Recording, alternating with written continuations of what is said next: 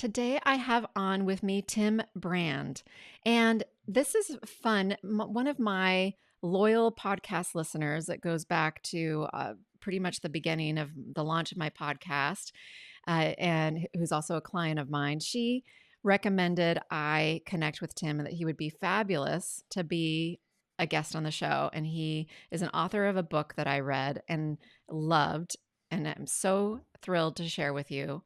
And what he does in the world is phenomenal. His book is phenomenal. And I am really excited to have this conversation so you can meet him too. And also highly recommend the book, which with just now came out on Audible. All the links are going to be in the show notes. We'll be talking about it all. But Tim, welcome. And thanks so much for coming to talk with me today. Oh yes, it's a pleasure to join you, your audience, and yeah, shout out to Val. She's an amazing connector of people and just such an encouraging person. So I'm excited to be sharing with you today. Yes. So you are the founder and CEO of Many Hands. That is a nonprofit. And you established that in 2008. And you're the CEO. You provide the vision and the leadership for the US and international operations. And Many Hands impacts 25,000 people in 3 countries and reaches over 200,000 people per year through the Many Hands thrift stores that are in the US as retail stores.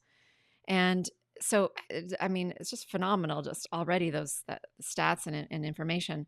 Before founding Many Hands, you also spent 10 years in the for-profit world with experience in global strategies and global account management, IT sales and management, and financial planning. And then something happened, and I already happened to know in your early 30s that switched you over into the nonprofit world.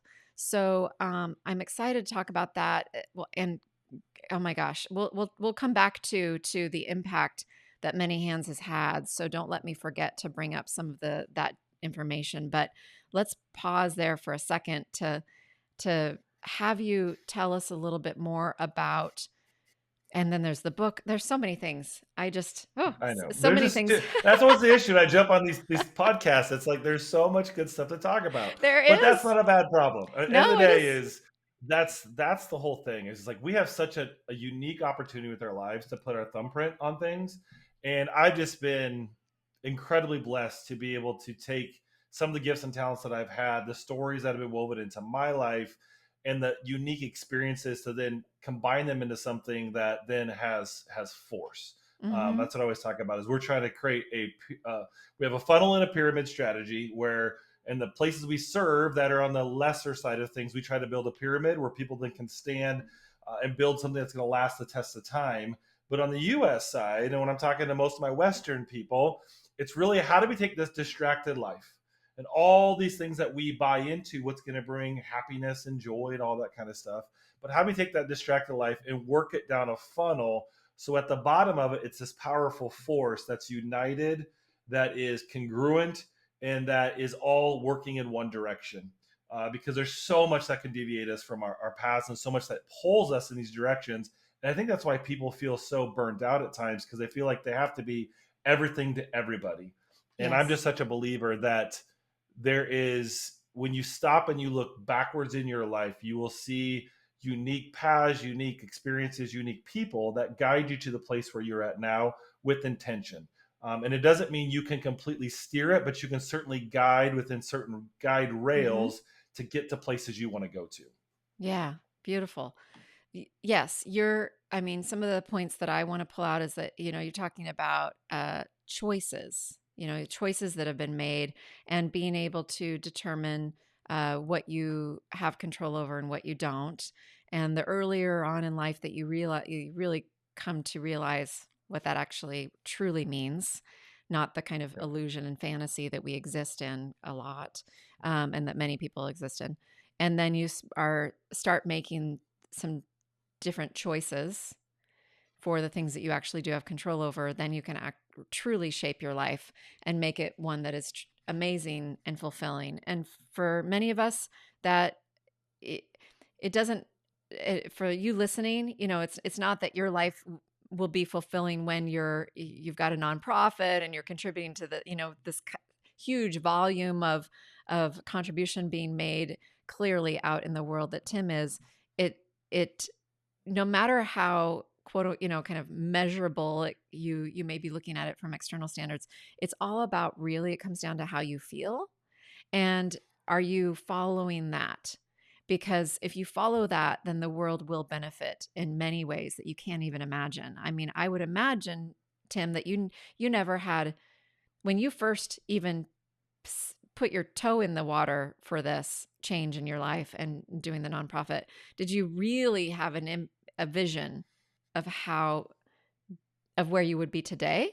I mean, was it, or was it So just, did it start I small? am one of the crazy ones, that I actually had a pretty big vision from the You did. beginning.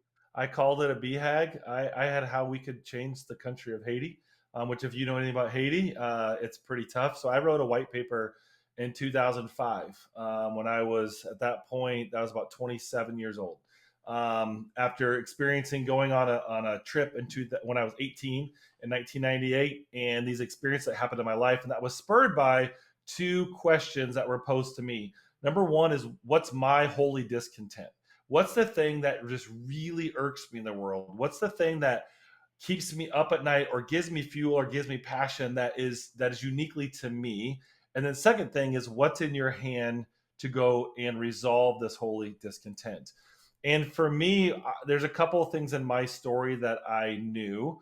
Number one is, my dad went to Haiti when I was 7 years old in 1986. And I grew up looking at pictures of him serving people that looked very different than me, being wildly out of place, and hearing the incredible stories like, if it's yellow, let it mellow. If it's brown, flush it down. Those funny Mm-hmm. things that when you're 7, you're like, oh my gosh, that's an amazing story. And these incredible stories of him, like, giving birth to a lady while he's holding her leg in this hospital because they had no other workers. And it just fascinated me as a 7-year-old. But then I also had my mother, who was a professor in college, and she taught human rights and a lot of things around civic duty. And I grew up listening to the civil rights movement and Martin Luther King speeches, and hearing about Selma and Mississippi burning and just things like that. So there was always this thing inside of me. I haven't looked back. When I was 4 years old, I had an African American Cabbage Patch Kid, because that's what I requested.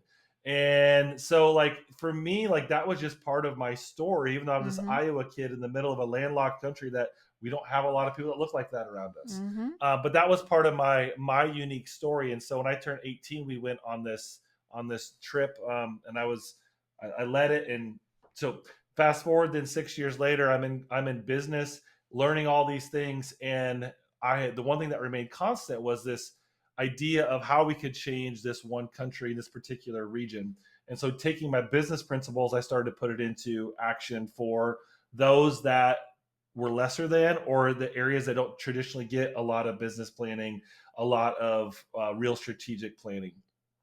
Now, what I can say beyond a shadow of a doubt, I had the vision for where we ended up, but what I didn't always know was the path to get there. And there's a couple things that I will point out. Number one is, I didn't know the timing of it.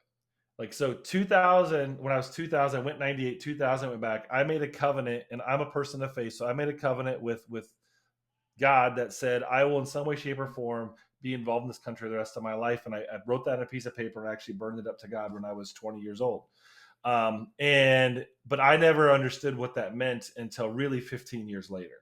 And we had gone through some incredible hardships, some ups and downs, some crazy stories of losing everything and having to start over, and really these just wild swings within that. The second thing that I'll say that I never understood was how many, as a leader, I think leaders will get this, as a leader, of how many goodbyes I would have to have. And that'd be goodbyes from people that were either on my team that, for a season of life, they had to either leave, board members that were, again, on our team that had to transition off, people in the path that when we were small, they made sense, but as we got bigger, we had to transition or change personnel and people, donors that were really on board early, but as you get larger or as you change over the years, they have different passions that you had to be able to do that. and even leaders in country, that were dear brothers and sisters that I've had to either let go of and bury, or that I've had to move a different direction than they did. And so that's one of those things where I can look back on my story and say, I never understood truly the highs and lows that it would take to end up where we are. I did understand the path, and I thought what we could do, very naively, but you think, but the dream was there. But that pathway, the highs, the lows, the navigations, and the amount of, you're always excited when you get the newcomers, the new people, but really the people that also you have to say goodbye to in some way, shape, or form along the way. Well, the path and the how, I think that is the whole point of this experience, that and this, being a human and having this life. And then also it's easy to get wrapped up in how. And the minute that I Right. think we do, well, that's when I end up starting to work with clients more too. They get a certain phase, and then there are certain changes coming in their life, or something that they were making a shift on, or external or internal. But they realize that the constant trying to figure out the how can drive them batty. And the more we can embrace the just going along, you can have your sight set on something, but then, releasing exactly what it's going to look like, exactly how you're going to get there. And does it even need to look like the thing that you're envisioning? So that really resonates. And you were talking about a lot of the saying goodbyes, and losses. And of course, one of them is your father, and Yeah. which your book is written about. It's called "Standing on the Shoulders: A Legacy Story of a Father, a Son, and Life's Greatest Gifts." And I want to get to that in a little bit here. It's a beautiful book about your father, and lessons, and so much. But before we go there, I want to back up for a minute about like that shift in you, from that you told me was when you were 32 years old, right? When you shifted from for-profit Yep. world, being in financial planning and IT stuff and account management and strategies, and business world in one way or another, for your earlier uh, adult years, and then shifting over at the age of 32. And you and I are close in age. We're about 4 years apart. So, we're looking back at a time. I feel like, of course, philanthropy, it's always been out there, but I feel like you hear about it. Well, and also the advent of the internet. When you and I were children, there Right. was no internet. So, Right. you only heard about what the handful of news stations would report. And that was what we knew about, period, end of story. So, I think that, there's more going on because more can be shared, right? And it's more, uh, people know about the possibilities more, and giving back and doing things of service and work of service is more common, or just there's more people doing it and we're hearing about it more. I don't know, compared to when we were children. So, but thinking back to 32, um, what, what is a key thing that you remember from that time, of that switch of, okay, I've got to change my life here. I don't want to be in the typical business world, but I'm going to take my business skills and go put them over here, and I'm going to do this switch. Like what really resonates, or what do you think we would benefit from hearing about? Yeah. So understand, when I was 32 years old and I made this switch, I was married. I had a 4 and a 2-year-old, and I went from a six-figure job, a high six-figure job, and I went to zero. Because when I went full time, I wanted to make sure that I wasn't doing this for money, and that I would be free from that bondage, because that's what's holding me back. It was money. I was making decisions based upon my financial security, and I just knew, if I'm going to do this, I got to be all in. And this is the way that I needed to. So after much discussions with my wife, a lot of tears that were shed, it was time for me to go full all in. And but that story actually starts years earlier, and this is where I think some people think there's this moment where the rest of the world sees what's been happening, but there's so much below it. It's like the iceberg. Like they see the tip, but they don't understand all that was going on below that. And so there's these steps of faith where I jumped out. First, it started small, like, okay, well, I'm going to go on a trip to Haiti, and then I'm going to write a check for this much money, and then I'm going to attend this seminar, and then we did one of the coolest things when I was 20, well, this is 2004, so I was like 24, 25, something like that. We did a reverse offering at my church, and we were all given $25, and we were told to go impact the world. Like, go take the $25, go impact the world. And so myself, my wife, my mom, and my dad, we combined our money to take $100, and we sent letters out to all of our contacts that we knew, and we were both blessed with a lot of contacts, and said, can you match our $25, because we're going to build the first school that we built in Haiti.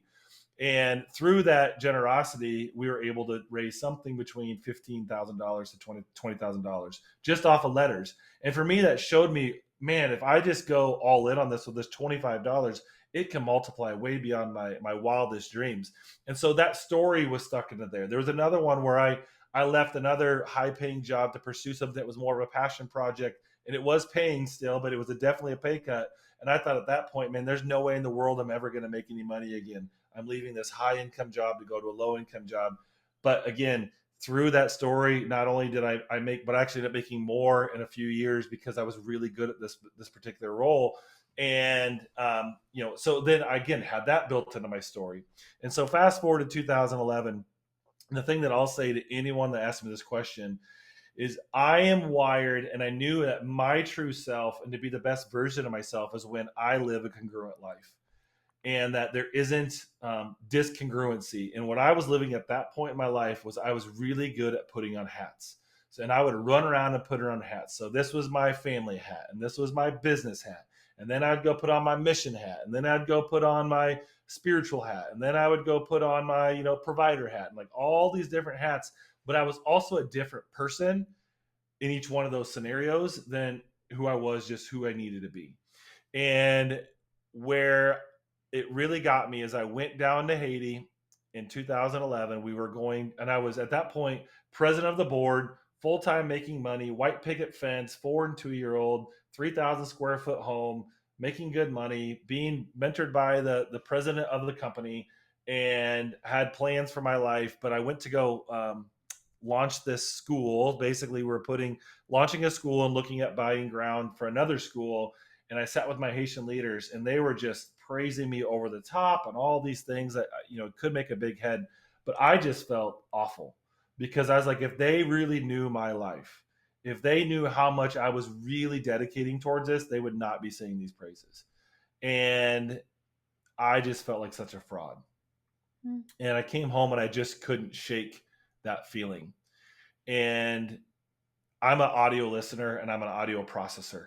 So I jump in my car, I start driving around, and I pop in this CD. At that time, we had CDs. There was these little dish you put in a player that played. It was amazing. And it was the founder of International Justice Mission, Gary Haugen. And these guys deal with the world's worst. They persecute sex crimes. They persecute child traffickers, like really dark, ugly stuff for the world. And he was telling this story about when he was a young boy, that him and his father and his brothers, they would go to Mount Rainier. And in Mount Rainier, there's the Welcome Center, and it had all the stuffed animals, and it had the DNR person talking to you about what's going to be on the island, what's going to be on the mountain, and all the things, the little meadow in the background that you go look at.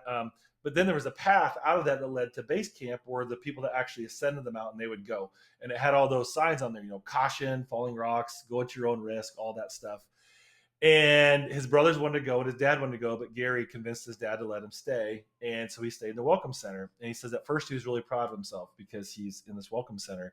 And, he got to hear the story from the DNR guy. He saw the stuffed animals. He learned about the erosion on the island or on the mountain and all those sort of things. But then by hour 2 and hour 3, he realized that video is just on repeat. And that DNR guy says the same joke every time. And that stuffed animal is just dead. And then about 4 or 5 hours later, his brothers came back, and they were flushed in the face, and they were tired, and they were sweaty, and they had scraped knees, and one of them fell down, had like a scraped elbow. But they had experienced their mountain with their father. And he says, I went to the mountain, but I didn't actually live the life to go experience that mountain. And I knew at that moment, I never wanted to look back at my life and say, I was brought to the mountain. I had the vision for what could be possible. I had the gifts and talents in my story. I had the connections to make this actually happen. But I chose to live the safe life in the Welcome Center. And if I do that, it's a shadow of what the mission is. It's a harder mission. It's a harder journey. It's a harder everything. But ultimately, I've got to go all in and go pursue this. And the cool thing is see, my wife had gone with me to Haiti in 2000. The first time we met each other, I told her, like, this is going to be a lifelong passion of mine. And she went with me before we were ever married. And so this was built into our story from the beginning. So again, I look back in the 10 years before I made the leap, like that had already been put in place. There are building blocks that are already put in place. Mm-hmm. And so when I made the leap, it was scary. It was, no doubt it was scary. And I look back now, I'm like, what was I thinking? I had a 4 and a 2-year-old. I had mortgage payments. I had car payments. I had all those things. But I knew that if I commit fully with myself and I live all in, that my resonance inside of me was going to be true, and that I'd become the best version of who I'm supposed to be. And no matter what, that I would take this experience and I would learn from it. And by the grace of God, then now you look back and you see all the people's lives that have changed, and all this because of the obedient yes that I had. And if I'm available to people, showing up with my true self, being uniquely who I am to be, no matter where I'm at, that more will happen than I ever imagined. But I had to let go of it myself. I had to surrender that and just say, I'm good with just being obedient and not controlling the outcomes on that. And so it was a really challenging time. But at the same point, man, it was a rocket ship too. At the same point, so much. And that's where I look back on all these jobs that I had for 10 years. And I spent 10 years in for profit. And I am so thankful that I spent 10 years in for profit, because I learned from amazing leaders. I learned how to run a business. I learned how to develop a website. I learned how to do my finances. And so it finally made sense when I went full time, because I was an employee of one. And I was like, hey, I know how to build a website because I did that. I grew up in an entrepreneurial family. I could do that. I worked for a global company. I can make big time strategy. I have all these contacts around the world that I made through my job. And now I can go call upon them to be part of this organization. I can do financial accounting because I did that. And I was like, oh, this 10 years have been prepping me for this. This is Yeah. what I've been prepped for. And so I knew this is what I was supposed to do. There was no shadow of a doubt inside of me when it finally got to it. But I had to get out of the way of myself to say, what's holding me back? And is that really true? And is that just? Yeah. A few things that I caught myself taking a few notes on is you brought up choice again, which I think is just really, really key, and not controlling the outcome. And, that is that is also huge, so a couple themes running through today for sure about control and choice and getting out of your own way. Because there's so much of us that can just grasp for that control to have things be some certain way and not feel like we have control, and can get in our way of creating amazing things in our lives, including a super fulfilling, super amazing life that, whatever that means to anybody, and having each person be able to find their own way in that. Like you were clear from an early age that trickles back. Like you can look back and connect the dots for where you're at now, but that connects back to your parents deciding to go to Haiti for the very first time, and, whatever drove that decision. I mean, like, if anybody influenced them before that, all these things that go back, and the influences. But those are just noticing, choice and control. I think a lot of people struggle with trying to control things they can't, and getting stuck in moments where they forget that they have choices. So I just Yep. wanted to really call attention to those concepts. Yeah. The other thing that I would say, Charis, that I think really helped me at a young age, um, was I did a lot of work around my unique individual purpose. What's my unique purpose? What's my identity in that? Why? What makes me tick? And then really nailing down my value system. Like, what do I value? What am I clinging to? So, getting to know thyself at an early age Mm-hmm. really helped me understand then what's going to put me in those positions and to be as successful as I can be. Because I think at first you think, the world's your oyster. You can do everything, which in theory sounds like a good, cool, groovy thing, but like, end of the day, that's not true. Because you're uniquely wired in certain things, and I'm uniquely wired in certain ways that this made sense to me, and it makes no sense to others. So number one, we can't try to mimic someone else's path. You have to be able to understand your path. And part of that is to understand who you are and how Yep. you are uniquely created, what your unique experience is, and what your unique connections as well. Like, we are all given the gift of connections, where there's people in our lives that can be bridges to places we want to go to if we understand how that can function and how that can work. And I say a bridge because a bridge is a two-way street. Mm-hmm. I go to help them, but they also come and I'm a bridge. They're a bridge into me as well. It's not I'm using them to go someplace. No, it's a bridge between the two of us. Mm. And so that was really critical. And I did that when I was like 27, 28. A pretty deep Oh, dive into all that. And that's which then awesome. when I went to when I finally made this leap, like, there was all these pieces already in place that I could have firm footing on to say, I know enough. I don't know everything, but I know enough that this is it needs to be my yes. Mm. Well, and when you talk about values, values can change over time and at different stages of our lives, but to be able to have the awareness and desire and willingness to look at that at a younger age in your 20s is huge, because then I'm sure you've, revisited it over time too, and checked in and thought about, is this still in alignment with values? Have any of the values changed? I mean, that's one of the things I do with my clients, people I work with, is looking at their life. And you mentioned congruency. Well, you know, alignment, and I consider body, mind, heart, and spirit alignment. And when those aren't aligned and connected with values, that's when we feel wonky. That's when, Yep. health stuff keeps coming up. That's where I think a lot of our challenges come into place, because we forget we do have control over certain things. We try to control things we don't have control over. And then we forget that we have choice, and we aren't paying attention to the fact that we're out of alignment with something's out of whack with our own unique self, because me being in alignment in those ways is going to be different than you. And that's also what I'm helping with my work, is helping people look under the hood and see how they Yeah. operate. Because how you operate, Tim, is different than me, is different than the client I had a call with just before we jumped on.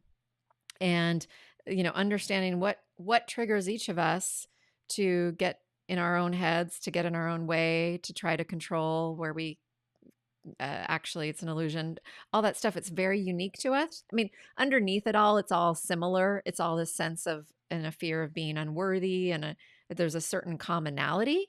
And yet how we identify with that and how we can change it and be aware of it is unique. And how we Yep. can utilize, like you said, our unique skills and our personalities. And once you can do that more, I mean, and then make some shifts like you did, and me too, becoming a coach. And then I look back, and then my clientele's evolved over time too. And my husband, the little kids on the singing shows and things, when they're like, 5 years old, and they're like, I've been training for this my whole life, that Yeah. they're Uh-huh. adorable. Yep. And you're like, yeah, all 5 or 6 years. Whoa. And Yep. it's just adorable to hear. But we have this joke now going on with us, when we talk about some things, and I connect the dots backward in my life. And I'm like, oh, no wonder this is the clientele I'm really connecting the most with. No wonder it's shifted to this and over time. And then he jokingly says, you've been training for this your whole life. But so Exactly. Yeah. but I do have, 40 whatever, almost 49 years that I can put to that and connect those things backward. But the more I have leaned into my uniqueness and my skills, and stopped trying to fight through the things that I was okay at, or even good at, but didn't enjoy, you Yeah. know, huge changes. And then I've been able to make a bigger impact too, Yep. right? In my own way. Yep. I found my own lane. Mine happens to be more one-on-one, but then I'm working with people who are doing amazing things out in the world, and I'm trusting the ripple effect, right? And so, so no matter what it looks like for everyone, the more you can find your unique path to utilize your unique skills on what actually to live the most fulfilling. I'm just it's a game changer. So I love all of that.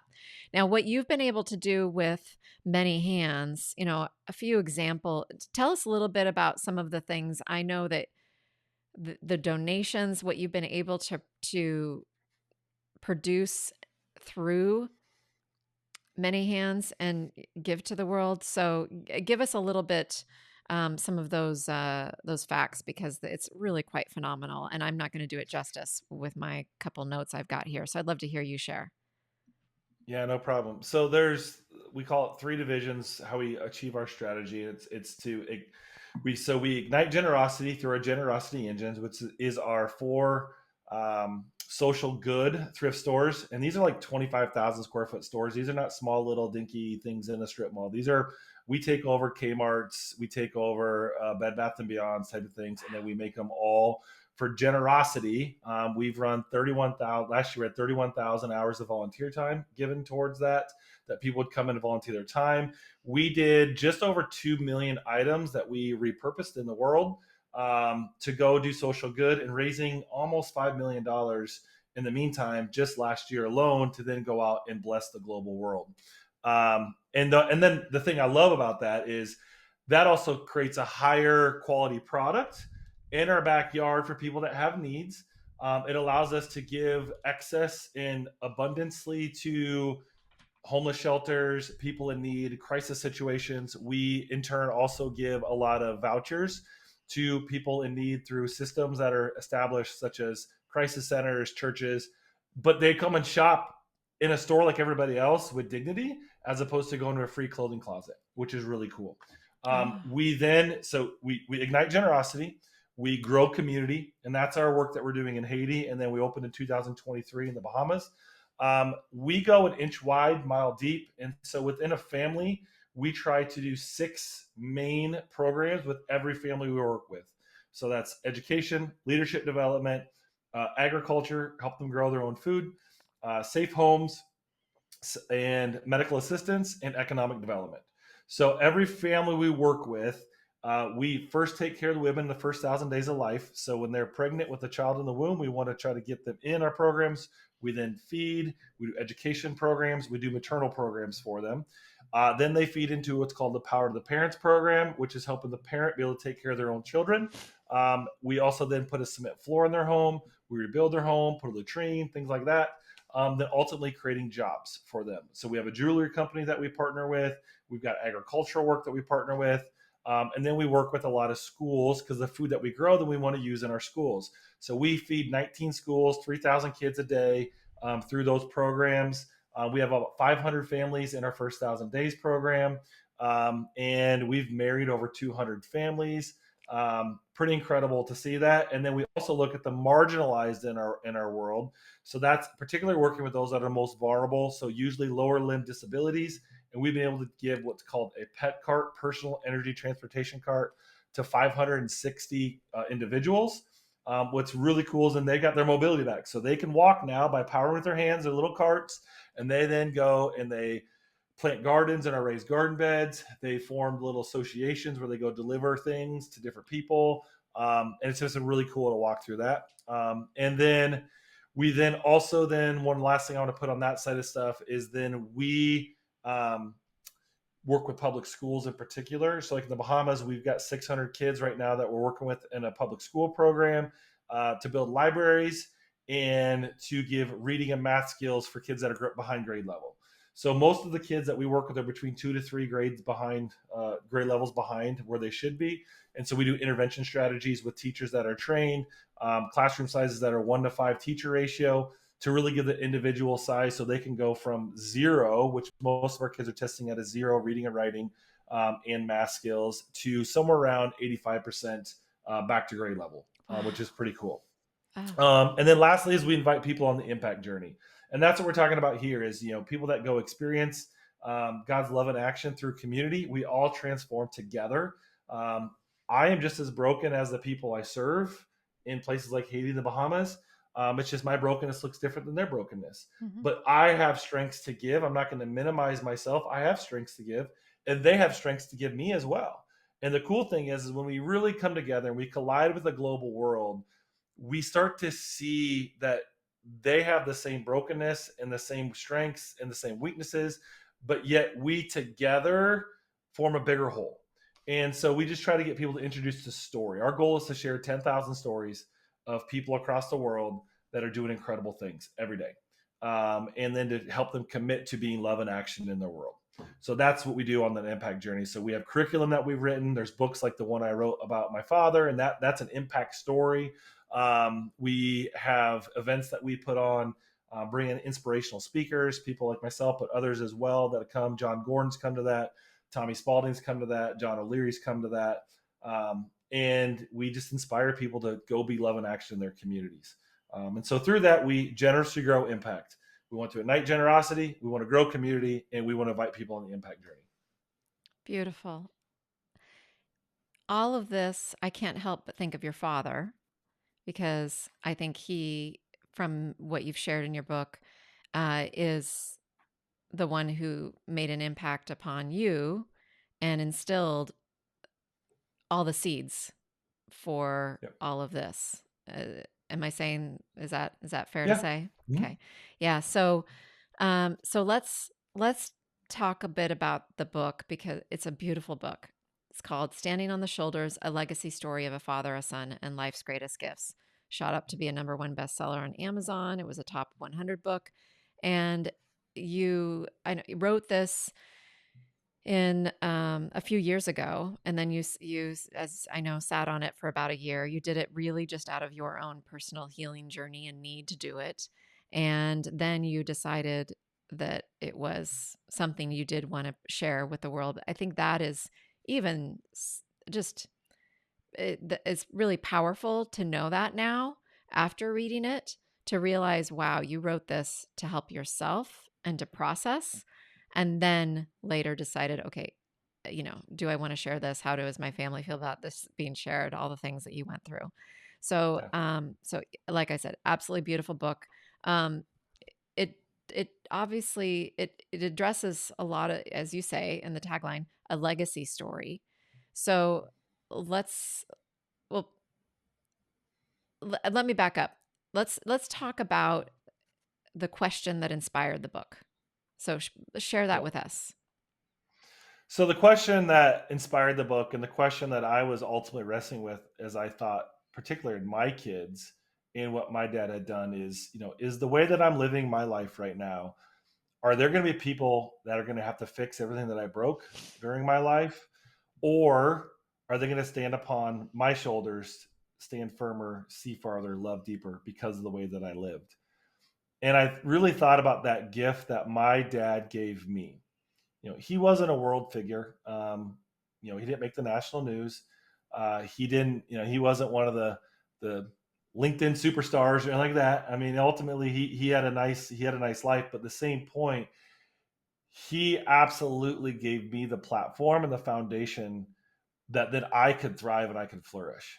And I've run into so many people that have spent their lifetime trying to fix things either their parents broke, things that their friends broke, things that they broke and then had to come refix.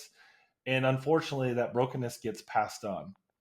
And so, one thing that when I share this in like a keynote or something like that, is I always tell people is, every story is a little different. And if you come from a place where there is a lot of brokenness, there's a lot of hurt, is, some of you have been given a big old box full of poo that have been stamped guarantee on it, and that's what you've been given. And the question is, are you going to take that box and are you going to pass it to the next generation and say, well, this is what I was given, so that's what you get? Or are you going to dig a hole and are you going to bury that and create it as fertilizer to grow a new tree? Mm, Because ultimately, those pains and those hurts are the best fertilizer for change if we process through it, not run mm-hmm, away from it, mm-hmm. not go around it, not And avoid it, but we have to walk through it. not just bury it for the sake of burying it because we don't want to face it. Correct. Process it Correct. such that it's actually Yep. utilized, and Correct. then through that it's given back to the earth, back to back to Correct. source. Yeah. And so, I was lucky enough that my father gave me this. And so then how am I stewarding that gift and being able to pass it on to the generations to come and the people that I influenced during my time? And so that's really that what this book is about is sharing a story. And I'm in my mid 40s, and I've heard from you, a lot of your listeners in that same point. Mm-hmm. The one thing the world did not prepare me from was saying goodbye to my mom and dad. Mm-hmm. You just don't think about what that means, whether that means they're physically gone right now, or you start to see where they're deteriorating. They are And not the let the people listener that know, I want them to know, how old were you when your father passed? so I was 42, 41, 42. Okay. I was 38 when my mother passed. So, Yeah. yeah, so and I'm just 4 years older than you. So, yeah, I agree. These not much preparation for our generation, not as much as I think there is available now. Well, nobody wants to talk about it. And I Right. understand because it's not a fun subject to talk about. And even if your parents aren't necessarily gone, to see the deterioration, there's a massive difference between a 70-year-old and your 80-year-old mom and dad. And then when they go, if you have the benefit where they go beyond that, it just is tough. And so that's where this whole time, like this time period where it's like the world kind of hits you from all angles. Like you basically, your dreams that you had as when you were little, you're like, am I really living these dreams that I thought when I was 20 years Mm-hmm. old what I could do?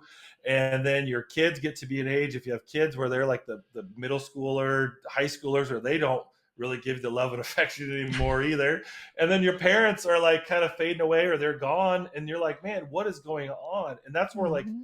before the storm hits is when you got to do the hard work, because if you're not prepped for that, it can throw you off big time. Oh, yeah. And all of a sudden you're looking around and you're like, what just happened? And you get off kilter. And so again, I just, my hope in reading this is that number one is it allows people to see what a good story looks like. And that's one of the reasons why I didn't want to necessarily publish it. Was I was like, well, I know there's a lot of people that don't have the same story, and I don't want to make someone feel bad because that wasn't their story. But then the more I got counseled on it, they're like, the world needs to see a good story. And Yeah. so, Yeah. like, don't be afraid to share your story for who you uniquely are and generally from you where you're at. And then secondly is that if it can help other people prep or process in their own story, because I know from everyone I've talked to, they you can't help but start to think through your own story when you read this, Oh. and in processing things through yourself. And Mm-hmm. so I know it brings out a lot of emotions, the large swing. And I think that's a good thing, because ultimately we need to feel. We are called to feel. And so much of us in this world right now wants to make us numb, and let's just over medicate, sit on a Netflix, don't feel, just keep going so you don't have to feel anything. But at the end of the day, it is in the feelings that deep reservoirs get built into our soul, where yes, there's pain or there's suffering or there's different things, but ultimately when joy comes, there's a reservoir to hold that joy that then we can retain for so much longer. Mm-hmm. And that's what I've learned through this whole process. Well, for me, um, and people listening and people who I work with, they're at a time when they're realizing that it is time to face some of the feelings that they have developed, often unconscious ways to avoid. And I mean, I did that myself. And reading your story about your family and your father and his life experience, and then his end of life experience, because you go into great detail with key pivotal points for your whole life that give us a beautiful picture of him. For me, and with my losing, well, I don't like to say lost. I'm still catching myself with that common phrasing, Yeah. because I don't, it's like I don't feel like I've completely quote unquote lost her. But having my mom pass away, at least from physical form, 10, almost, it'll be 11 years this November. And then having my dad, that'll be 30 years this summer, 30 years ago with the hot air balloon accident, and having him face a complete change of life, mobility, Mm-hmm. and seeing his body and the challenges that brought about then and over the 30 years, and him turning 80 this summer, still with us. Um, and I've had thoughts. There's been times in my life where I've started to write a book. I actually did a beautiful interview with him, but it's like 4 hour plus hours long. I need to come up with a shorter version to share with all of you listeners. So I did interview him actually Christmas time, and it's just something that I need to put together to share Yeah. pieces as like as I'm sure you can think about to relate to too when you were doing the book. It's like picking out pivotal things because that's going to be so I want to go through and pick out the pivotal things to share with you all, but that's going to be my version of of something for now. And but I did resonate with so many of the beautiful things that you shared about what you learned from your family, because I've learned so much, and was I had a beautiful childhood, and then I got to see some of those physical, when you talk about some of the emotional struggle your father went through toward his end of life, and dealing with cancer, and the challenges that he faced with his body. um, I could relate to some of those with watching my mom struggle with her liver failing, and then my father over the 30 years with the challenges that being uh, paralyzed brings to a Mhm. body.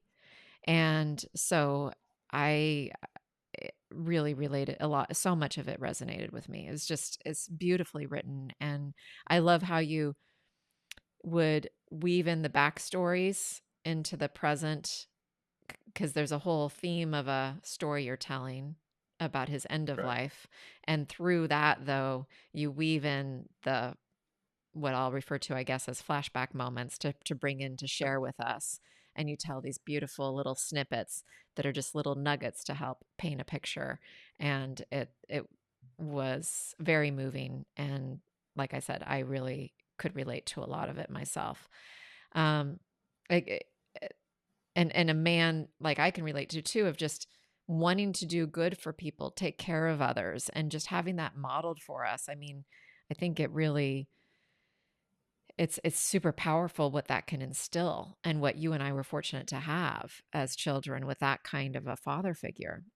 And also the way that you presented your mother too. So thank you, and I just want to really acknowledge how beautiful you it is, and everything that you've shared inside of it, and the way you did it, and how much I could personally resonate. Um, so it does talk about legacy that your father left behind through you. So obviously that's being carried forward in your own life. But um, what do you think is the greatest lesson that you want people to have uh, around how they view their legacy?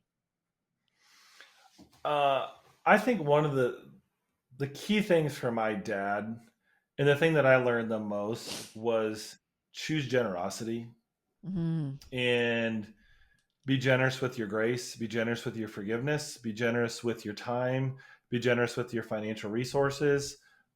Generosity is never going to steer you wrong. And I know, like, that's anti what maybe the world says right now. The world says, think of yourself, make sure you take care of yourself before you're generous to anybody. But I hope that between my life of making the jump that I made when I was 32, and again, looking at it and saying, how can I shovel these resources, this time, into other people, was really learned from my dad, and how he navigated his life. And even at the end, again, he was one of those rare few that he's in the infusion center getting cared for, but yet he's walking with nurses and trying to cope them of like, well, this is okay, like we're okay, like type of thing. And so I think the legacy that my dad would say is that he was very generous, and he saw the people in the world that nobody else saw. hmm um, and he had a way to be able to share goodness that wasn't overbearing, that wasn't grandiose or grandstanding, and to share tough love at times too, where it was like very much like, I am telling you exactly what I feel right now. But at the end of the day, you walk away, you're thankful that he was shared that with you. And so he had that generous gift to share with the world. And so I think that's one thing that I challenge all the listeners here to think about is, how am I living a generous life? How am I thinking of abundance mindset instead of a scarcity mindset? How ultimately is what I'm doing going to live beyond me? That whatever I do now is just seeds that I'm planting in the ground that maybe I get to see flourish, but I also might not get to see flourish, but I'm Mm-hmm. okay with, because it's going to be a beautiful panorama for the world to enjoy. Mm-hmm. Great. I want everybody to take that to heart. What is one of the most surprising lessons that you learned in your dad's final weeks? Because I know that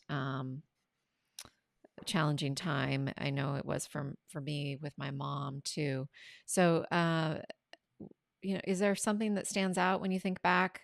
Something that was maybe something you didn't quite expect, or that people I may think or people may find it unexpected or counterintuitive. Maybe it didn't surprise you necessarily, but um, to me, one of the things that probably hit me the most, and I wasn't in this, so I wasn't prepared for it, was the weight and how quickly that weight shifted to my shoulders to be the mm, primary caregiver for, like, even mom as she was grieving, within our family. Like, my dad was the patriarch. He was the one, and then that did shift very quickly, where all of a sudden I'm the one organizing things and making decisions and doing stuff. And that was something I wasn't completely prepared for. And the other thing that I'll say in that is, I was fully prepared to grieve my dad well and to love my mom well.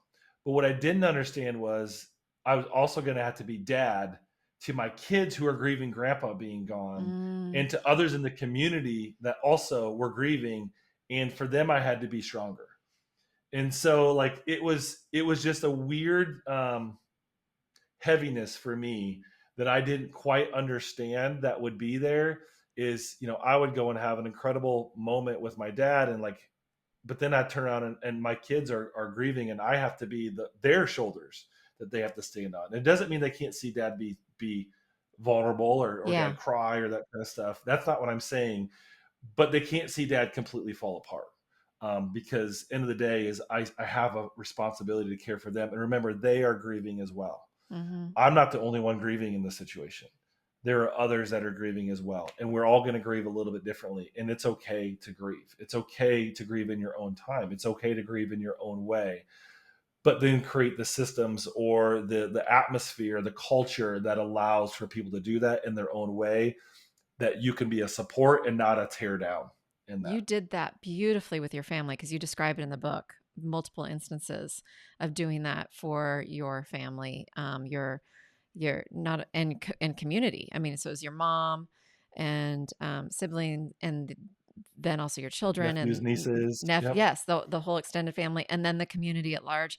But you did that amazing to create the space and offer them the opportunities to go through whatever emotions they needed to, make sure they got, the time that they needed to or wanted. And you just didn't miss a beat with taking, I mean, it was just phenomenal to hear how you handled all of that. I mean, it's an amazing model for many people, I think, to learn from. If they grabbed how you did that, that would be one of the amazing nuggets they could pull if they could then do that for their own families when if and when that time comes for them. Yeah. So that's something that just really jumps out at me when you share that. I really remember that from the book. Yeah. And I want to say, the last thing I'll say on that is, there was a decision. Again, choices. I think maybe one of the things you'll hear from me a lot is there's choices. I made a choice to say, I'm going to be the one to help my dad finish well. Like, that was a Mm-hmm. clear, conscious choice. And going back to being gracious and generous, whether or not your parents deserve it should not be the question.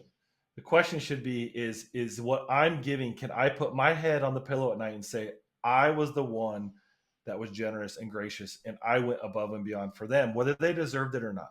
Mm-hmm. And I hope that people can read that and see that and be like, you know what, that's some things that I need to commit to doing, um, in different situations. And it doesn't mean you bend over backwards. Doesn't mean you're a willow that gets, just bent. The end of the day is, like, you're resolute, on what is just and what is right. And you're saying, I'm going to be the one to go above and beyond in this situation and be gracious. And especially if you have the capacity to do so, which you did. Yep. You were Yep. able to, I mean, like I'm mainly referring to literally emotional, Hmm. internal capacity to navigate what you did and take um to take on that role that you chose to. So Well, back to so your earlier comment mhm. of when you said, you're 49 years old and you were made for this, Oh yeah. and you were 5 years old and you were made for this. I have spent the last 16 years now in my life in a country that's incredibly difficult, incredibly difficult. I have faced enormous giants. And that's one thing that I can say is I've been uniquely created for such a time as this. Mhm. And I know that. And so that's where the responsibility for me to be human and that I'm going to be a son that grieves his father and, all that comes with that. But at the same point, I was also uniquely made to also create that space for others to experience something that they maybe wouldn't have on their own and that my dad couldn't do on his own without some help and assistance. Yeah. So what do you think what do you think your dad would say right now if he could chime in? If he could chime in and say something to you personally right now, what do you think he would say? Well, I know this because it was the very last words my dad ever said to me. Is he said he pulled me in. I didn't know he was going to die. He didn't know he was going to die. We didn't think it was going to come that quick. The next morning's when he died, but he said, "Tim, you have loved me so well," Oh, and that was aw. his last words to me. And so I know that's what he would say. I know if he came down and he'd be like, "You have loved and honored me so well, above and beyond anything I ever imagined." Um, so yeah, I know that.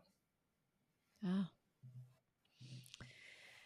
So, what do you hope our listeners will take away from today? And if, especially if they go get your book and, uh, and especially when they are facing similar challenges than that you talk about in the book and the passing of a parent.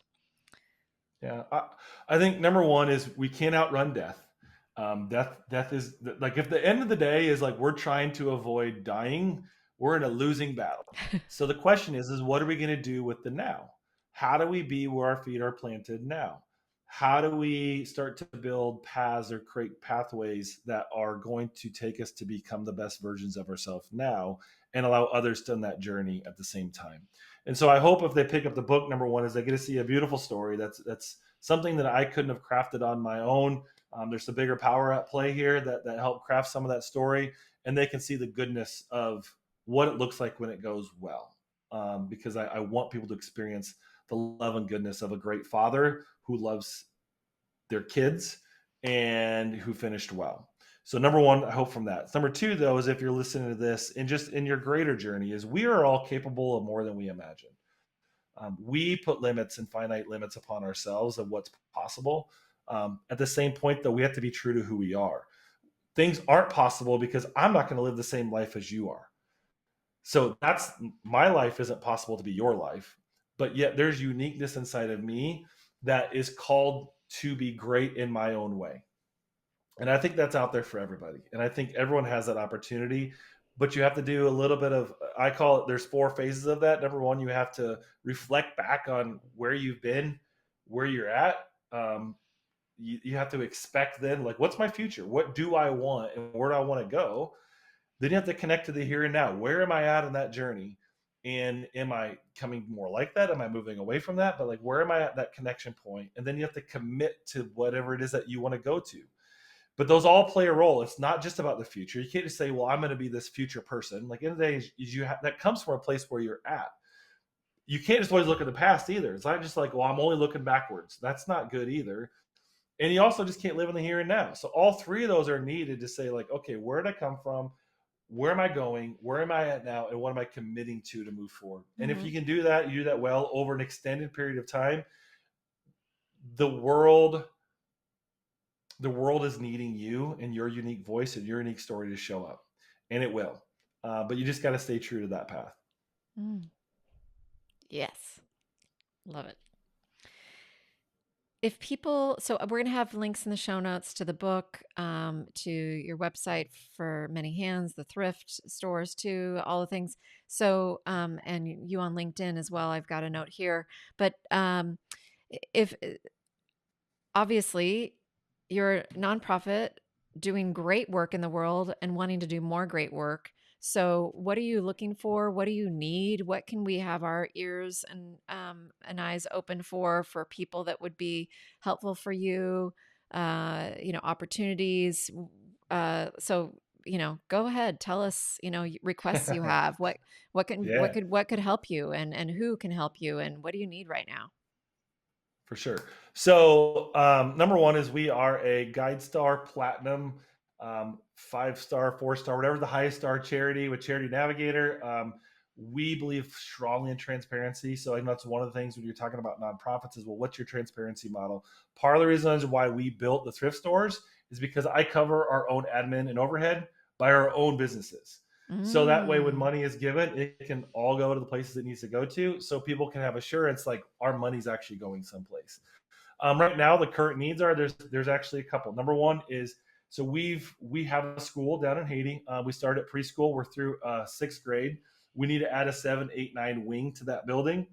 So that's about a $200,000 project. Our schools are above and beyond. They're fully electrical. They run off for solar. They have pressurized water in them. We have 2 teachers in the classroom. Our kids get through 2 meals a day.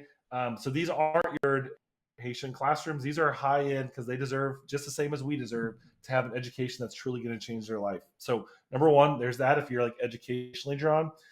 Second project that we have is our work in the Bahamas, in regards to rebuilding homes. 2019, the largest hurricane made landfall in Abaco, Bahamas, called Hurricane Dorian. Google it, look at the videos. It will absolutely startle you. 52 hours of 180 plus mile per hour winds completely destroyed the island, and the 40,000 occupants it had on the time. The problem was is when the normal traditional rebuild happens, what happened in March of 2020? COVID-19 Mm. hit. So the pandemic happened. No one came back to rebuild the island. After the pandemic stopped, everyone forgot about it. So there's all these homes right now that are half built, maybe Oops. roofs are on them, but the interior is not built. And so we're going to go and try to rebuild over probably 100 homes in the next 3 years. And so if you want to be part of rebuilding homes, we've got actually a large group of volunteers that are going to come down and do it. I just need to buy the materials. So I need to buy, drywall, electrical, plumbing, all that kind of stuff. And so it costs money to go do that. But then we've got volunteers already raising their hand to say, we'll go back and rebuild those homes. So those would be 2 right off the bat that I would say for sure.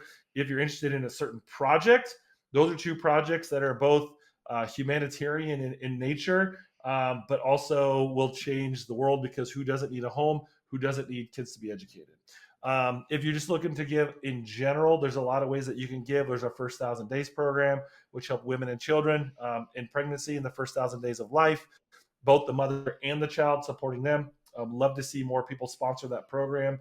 That is a like $40 a month type of sponsorship, which then you get pictures of kids, you're able to learn their stories. We try to get you, again, very much so you get connected with what's happening on the ground.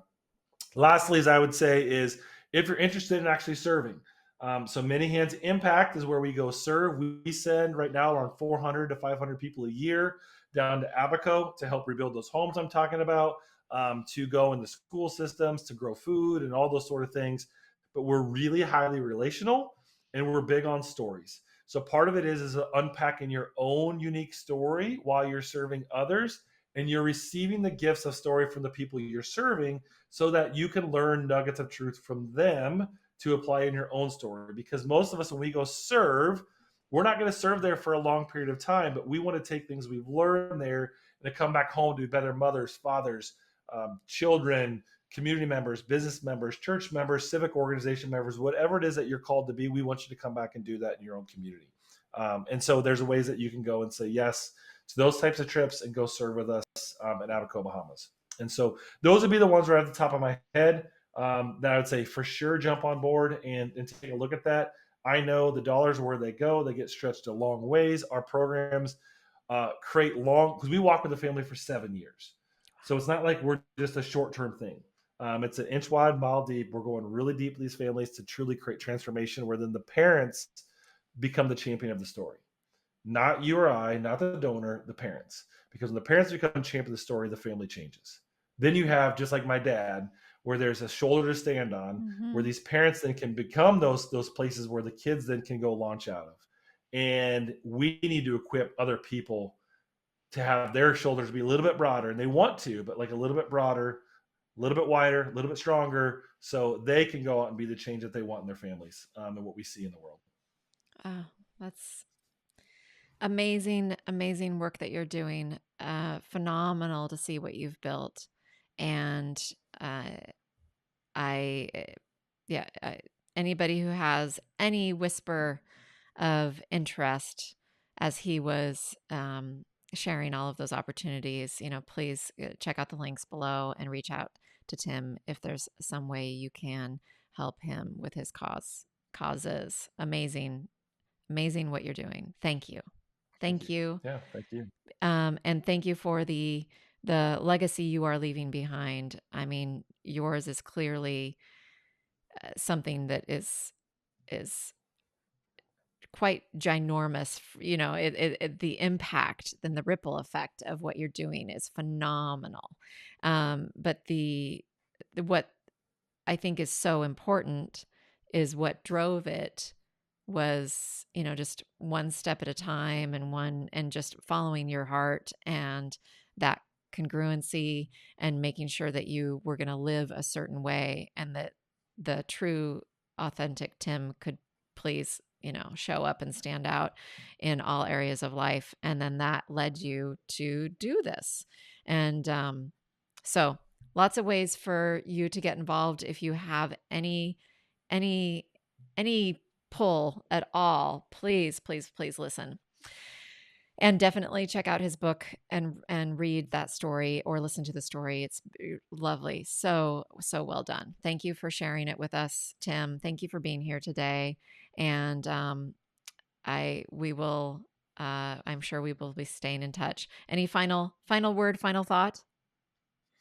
No, I just think this what you're doing as far as like trying to create space in these transitions is so needed, because at the end of the day is there's always going to be transitions that we're going through, and Mhm. so ultimately the more guides they have, the more owls they have in their life, like yourself, the better it's going to be. So I just Thank thank you you. for being able to share a little bit of my story to everybody else, and look forward to whatever it is the next steps that reveal themselves because of our obedience to this. Yes, because there will be one out of this, I'm sure. Absolutely. And there'll be some that we just never even know about. That's the beautiful thing too, the ripples that we will never even hear. So thank you, everyone, and see you next time.